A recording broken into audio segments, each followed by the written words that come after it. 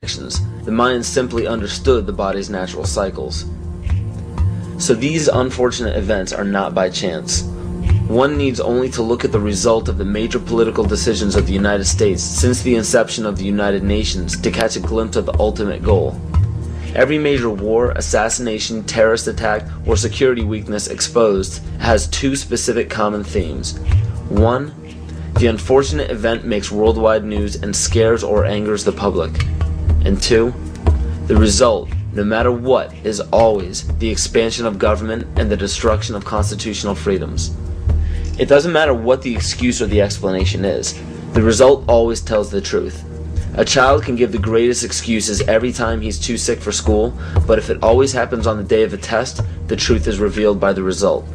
The major media outlets can give every explanation in the book as to why war is declared, assassinations happen, and terrorist events take place, but if they all end up in the expansion of government and the destruction of constitutional freedoms, the truth is revealed by the result. And because the vast majority of the public are completely ignorant of natural biological cycles of man, it is increasingly difficult for them to accept that these events are by no means an accident.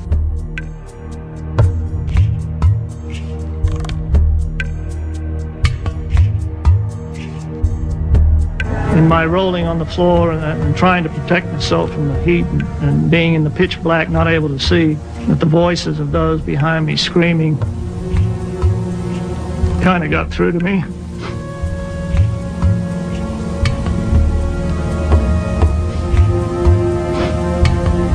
I recognized who they were. Could identify the voices. Are they just coming to kill me? No. No. Nobody's coming.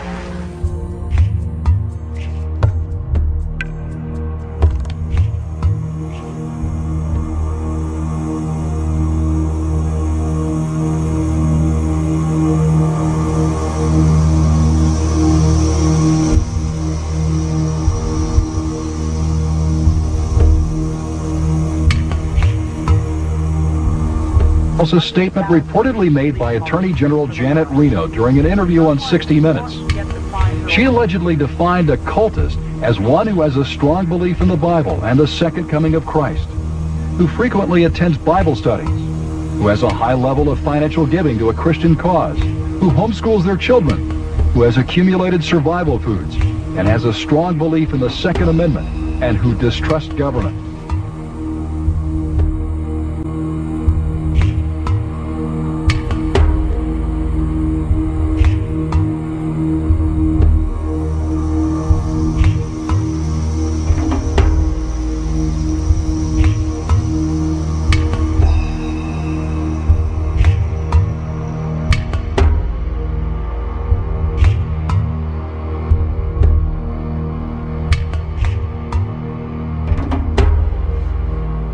Through federal authorities that a second bomb has been found inside that federal building in Oklahoma City. It was an explosion at 9 o'clock this morning that did that damage you're looking at right there. Well, I just took a look down the street at the Morrow building again. I see another bomb truck going, so apparently they're going to try to get out that third bomb that's been talked about. At the present time, the medical teams downtown are unable to get into the wreckage to retrieve more of the injured because of the presence of other bombs in the area. I've been told by the police department that just as soon as those bombs are defused, they will permit the medical teams to enter. Now, we're also hearing from some witnesses on the scene that they've overheard from firefighters that were first on the scene that there was a possibility that there was a secondary explosive device besides the car bomb device outside the building, and that device may have been placed near the nursery. Also, we're getting word now that President Clinton is sending anti-terrorism units down here to look over the situation to find out exactly what went on and what other danger may be out there in Oklahoma City. That's something we need to think about, unfortunately, this time, because, as we've told you, 2 other explosive devices were found that were not detonated, and they were larger than the first.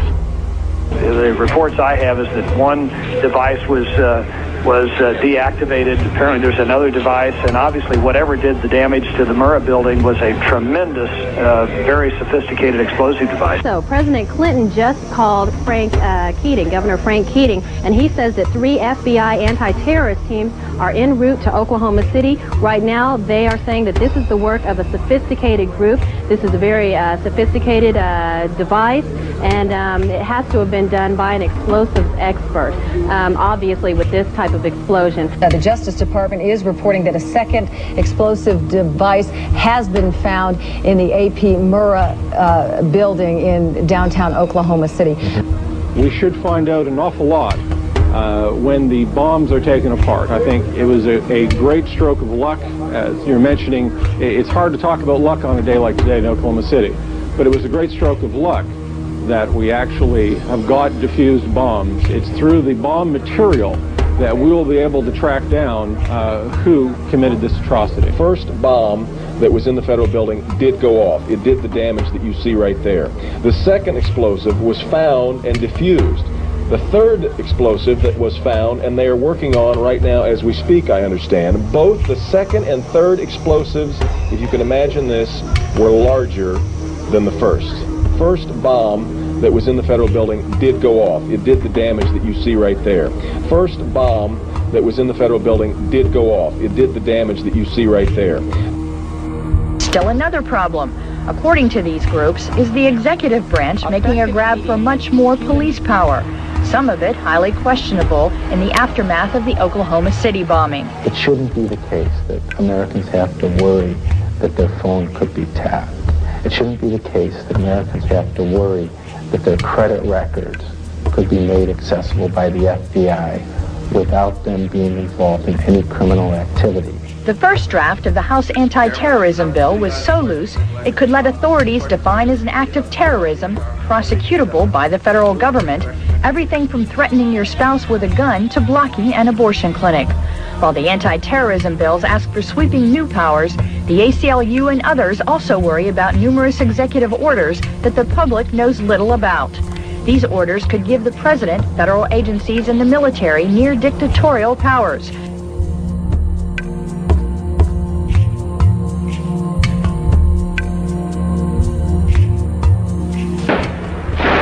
Talk to any police official anywhere, and pretty soon he'll bring up the shootout.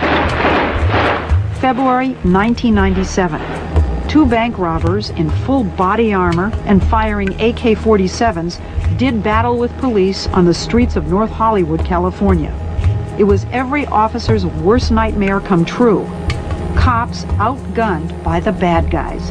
The one weapon that we've identified could go through a bulletproof vest at 200 yards. After the LA shootout, requests for surplus machine guns increased dramatically.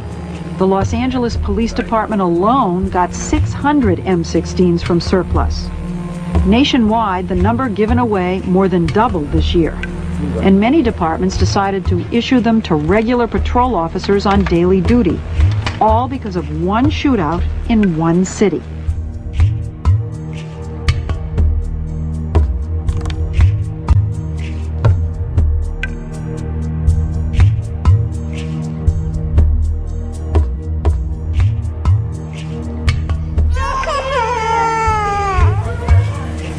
Till now, the diagnosis is not settled for this child. He complained from prolonged fever and this wasting.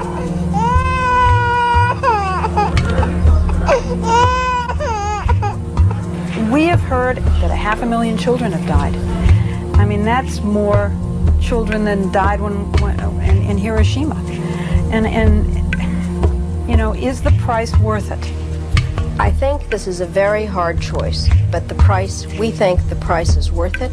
Worth it because she believes the sanctions are working.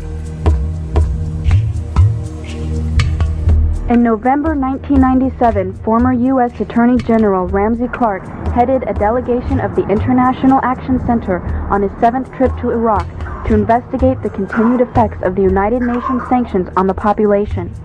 We were shocked by what we saw, an almost total absence of medicines, medical supplies, and spare parts for the equipment. Despite the heroic efforts of medical personnel, babies, children, and the chronically ill continue to die in vast numbers. The United States government claims that Saddam Hussein is to blame for the crisis.